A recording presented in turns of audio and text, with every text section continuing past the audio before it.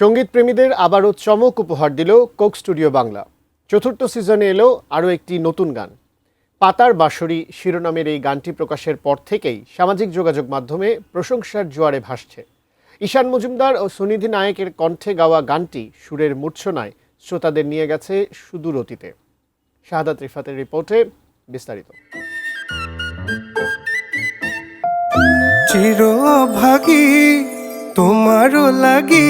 বাঁশির সুমধুর তান আর ইতিহাসের আঙিনায় দাঁড়িয়ে থাকা পানামনগর, এ যেন কোনো পুরনো দিনের উপাখ্যান। কোক স্টুডিও বাংলার চতুর্থ সিজনে মুক্তি পাওয়া নতুন গান পাতার বাঁশরি শ্রোতাদের এভাবেই ফিরিয়ে নিয়ে গেছে অতীত আর ঐতিহ্যের স্বর্ণযুগে। 25 জুলাই সন্ধ্যায় প্রকাশিত হওয়ার পর থেকেই ঈশান মজুমদার ও সুনিধি নায়েকের গাওয়া এই গানটি ঝড় তুলেছে শ্রোতাদের মনে। সাধারণত কোক স্টুডিওর গানগুলো নির্ধারিত স্টুডিওর ফ্রেমে বন্দী থাকলেও পাতার বাঁশরির ক্ষেত্রে দেখা গেছে চমৎকার এক ভিন্নতা। গানের কথার সঙ্গে মিল রেখে এর ভিডিও ধারণ করা হয়েছে নারায়ণগঞ্জের ঐতিহাসিক সোনারগাঁওয়ের পানামনগরে। পুরনো দিনের রাজকীয় স্থাপনা আর চারপাশের প্রাকৃতিক পরিবেশ গানটিতে যোগ করেছে এক আলাদা নান্দনিকতা।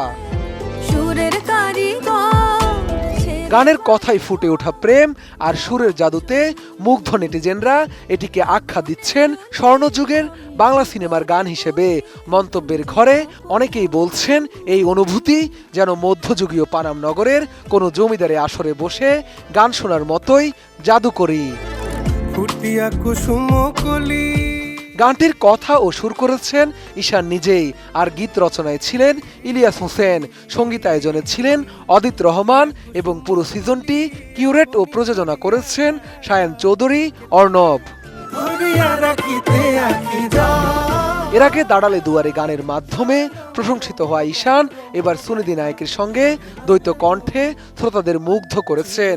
সুনিধি এর আগেও কোক স্টুডিও বাংলার নিয়মিত শিল্পী হিসাবে কাজ করেছেন এবং সায়ান চৌধুরী অর্ণবের সঙ্গে সন্ধ্যা তারা গানে ডুয়েট গেয়েছিলেন। শাহাদাত রিফাত, এটিএন নিউজ, ঢাকা।